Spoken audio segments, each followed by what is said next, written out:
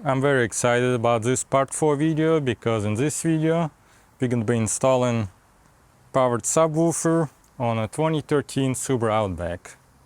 In previous videos we installed the stereo, then we installed the backup camera in part 2. In part 3 we replaced all the speakers except this one. And now we're gonna install this subwoofer. There were a couple options for wiring kits. I decided to get this one. Cost a bit more, but I believe this wire is a bit thicker. And the power cable here is 17 feet. By my measurements, just from front to back, it's about 14 feet. And the fact that we'll have to route the wiring, I think there is a chance that wiring gonna be too short, but we'll deal with it when we get there. I decided to go with Alpine powered subwoofer, really because it was on good sale on Amazon. I got it for, I believe, $220 when usually they go for $270. There are several options for about $100. If you're on the budget, you could probably try to get one of those. And I'll provide Amazon affiliate links for this one and for other subwoofers as well. My plan is to run power cable from battery through here, through this side, and trigger amp and speaker wires through this side. The reason why you don't want to run power cable and speakers together is it could cause sound interference. I have to figure out which way to route the power cable through. Maybe here, maybe there. I'll look inside the vehicle.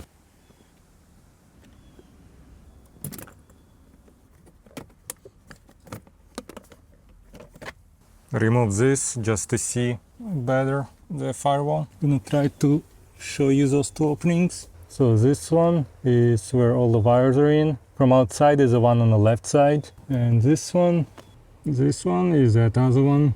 And I'm gonna be using this one just because there is no wires, nothing else there. Should be a bit easier.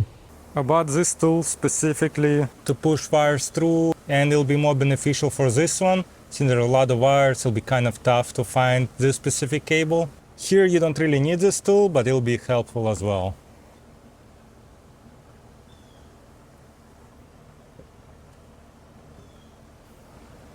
Now I'll just push this cable in. I'll try to get it from inside. Just have to show you how easy it is. Now that it's here, I'll pull the cable towards me. Other way you could do it is just take this out, make a hole here, push this cable through.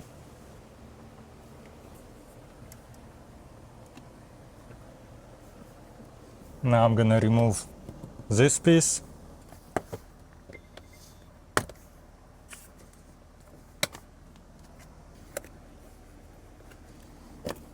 And this one.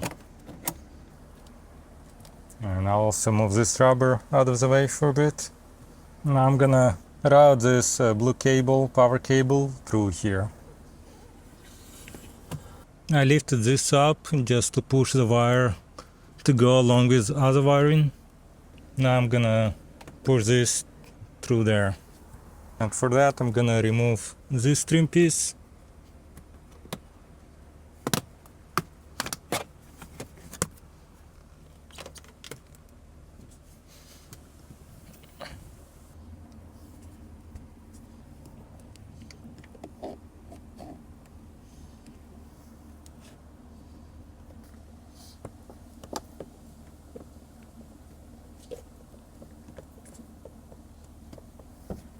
As you can see, not too much room here, so I'm not sure yet, might have to add more cable, but we'll see. I'm not putting trim pieces back yet, just because I might still have to push wire around. Gonna take this out. My plan is to have the subwoofer here and wiring go either here or here. Really, I didn't want to have power going through here, speakers through here, just because in case you have to move it out of the way, it's a lot easier if it's on one side, but we'll see if we'll have to move it or not. I'll take this out.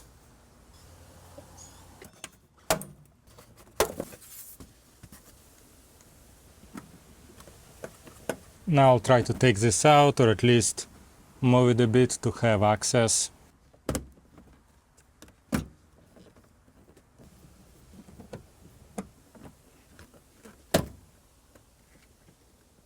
Here's the cable now. Had to take this out to be able to guide the power cable through here. Keep in mind that power cable, it's actually easier to pull through than what we're gonna have to do now. The speakers and trigger wire. Pushing one cable versus three. I'm gonna start by moving this and opening glove box.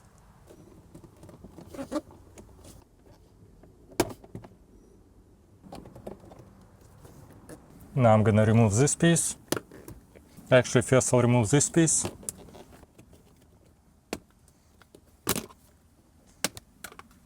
And now this one. And also this.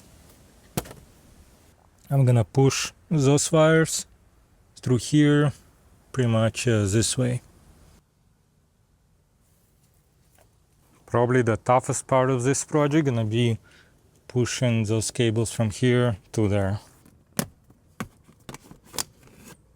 I was able to loosen this one with this grommet sticking out good. On this side it's kind of weird, but this grommet stuck here. This plastic piece is still good, so I'm gonna try to remove this grommet. Now cable is here. Now I'm gonna work on putting it back. I'm gonna do the same thing on this side. Remove screws.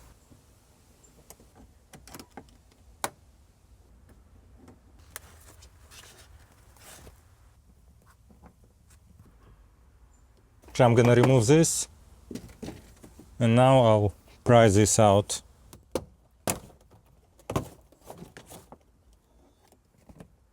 Was pretty tough getting those cables here. End up prying this out. It gave me ability to push all those wires through. So looking at here, this one definitely have a bit more length, but still not enough for me to route the subwoofer this way to have all cables from here. So I'll still gonna do it here. It'll be a lot easier to add extra wire for this than for those. I just put two zip ties here. One there and one over there. Now I'm gonna connect this ground, and I think I'll just use this one right here. Should be good ground. My wiring kit came with this thing, so I'm gonna try to put it in with this cable. Also want to make sure that this connection where I'm expanding the wire, I'm gonna also use this heat shrink just to make sure that this, even though it has cover, I want to make sure that this connection doesn't make contact with this.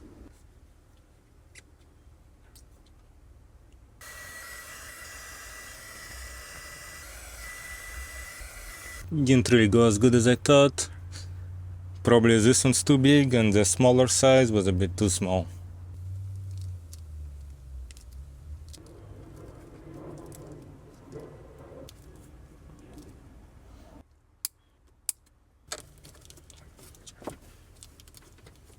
So this side obviously not too good, but everything else looks nice. So now I'm gonna try to wire it through here.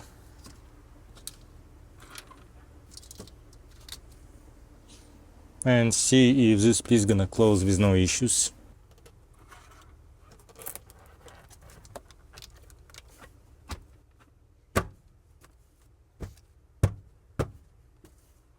Okay, so the best way to wire that cable is actually all the way in the back. That way this grommet can close in properly. And you don't have to look at that cable this way too, because it's all under here. Now I'm gonna secure this side.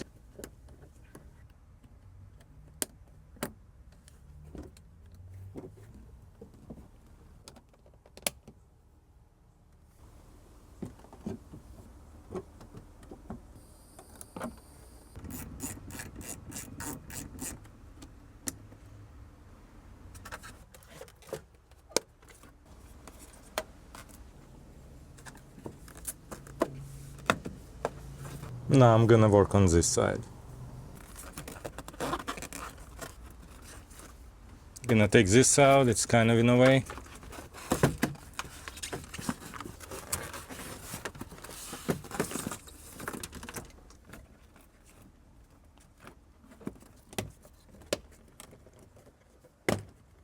Took a bit of time, everything did much good initially, Now it's all in.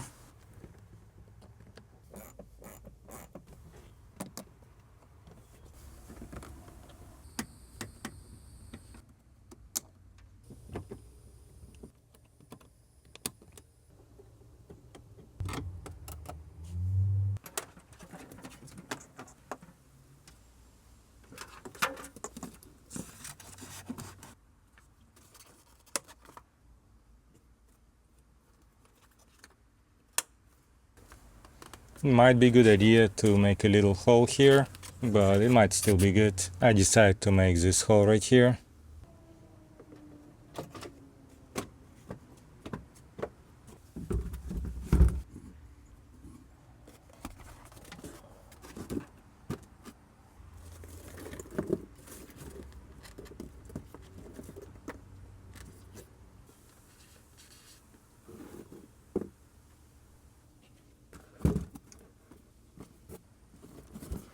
Later on I'm gonna have to figure out how to mount this subwoofer. Maybe straps, but I don't know yet, I'll have to figure it out. But for now I'm putting everything back in. I'll figure this out later.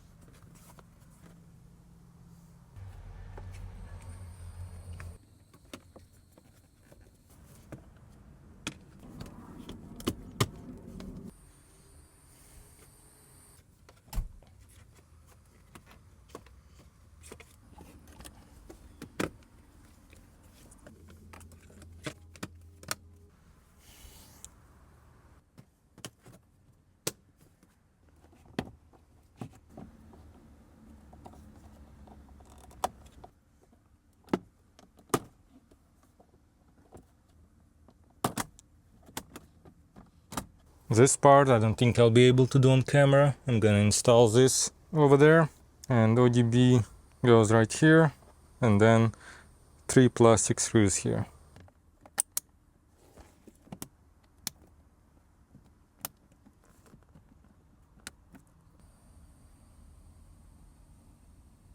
We're almost done.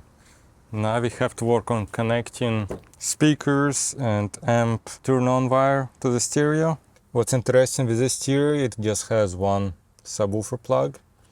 I didn't know that initially, so I had to order a splitter. Still very easy. Connect one side here, and here's the other. Now we just have to find that accessory wire and connect it to this amp turn-on wire. Labeled nicely, it's amp C, and here it's connected. Now I can put the stereo back.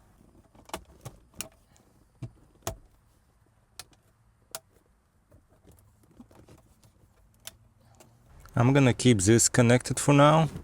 In all systems I had, I never really had it connected. I'm a kind of person where once I set appropriate level, then I'll never have to change it again, so I don't think I'll really need that installed.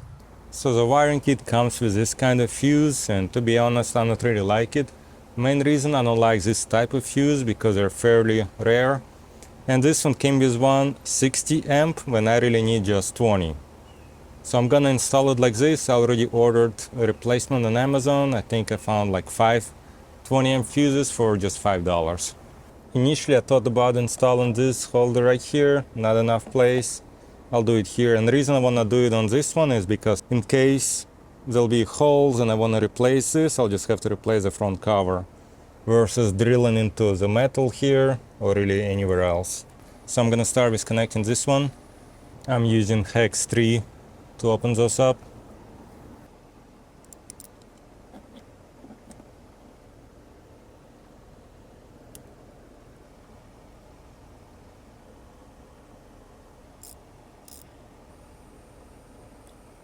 And if you ever need to replace the fuse, just push one of the ways and it will come out.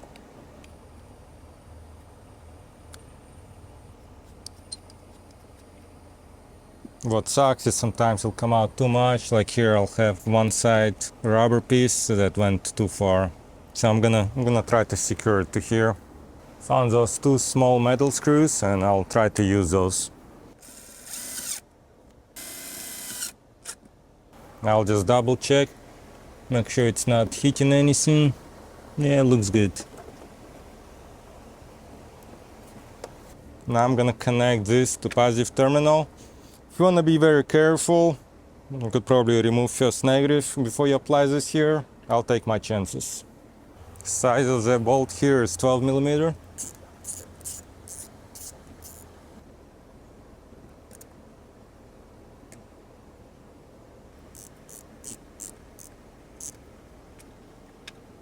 I just realized mistake I made because I should have kept this longer and pushed this kind of under so this can close easier.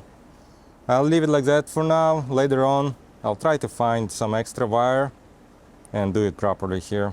I just received 3 mini A&L fuses from Amazon and they were about $4 or $5.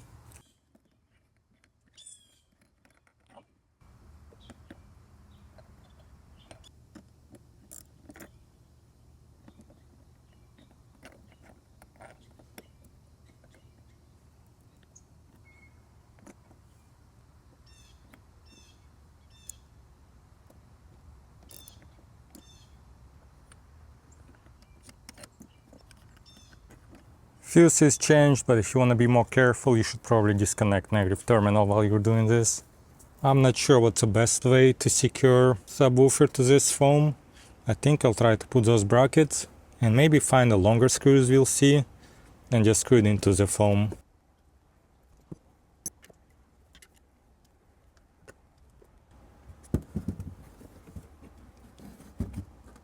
What's pretty cool is it's like a perfect fit here and there, so it's not gonna move around that way, just gonna move to the sides. So since it's a perfect fit, I'm gonna try to just use those.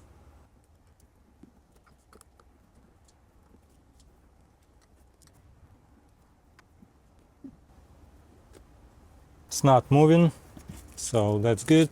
There is also Velcro for this piece. If you want to, you can attach to something. In my case, I don't really have a reason for it, so I'll leave it like this. Other thing you could do, I don't have exact proper size bolts, but that foam, it looks like it's only this thick, it's not much. So you could find a smaller bolt to put through the top to the bottom of the foam. At the bottom, we'll put a long washer and then nut at the bottom, and that will keep it secure for sure. Subwoofer installation is complete. It's been working great with no issues. And disconnecting the subwoofer and removing the panel is super easy. In the next video, I'm just gonna do a quick short review of this audio system as well as fix for tag lights. Because when we replaced this tag light with a camera, this light didn't match. I found solution and it's gonna be addressed at next video. If you have any questions, let me know. I try to reply as soon as I can. I'll provide Amazon affiliate links to this subwoofer, wiring kits, as well as several other cheaper subwoofer alternatives. Thanks for watching, see you next time.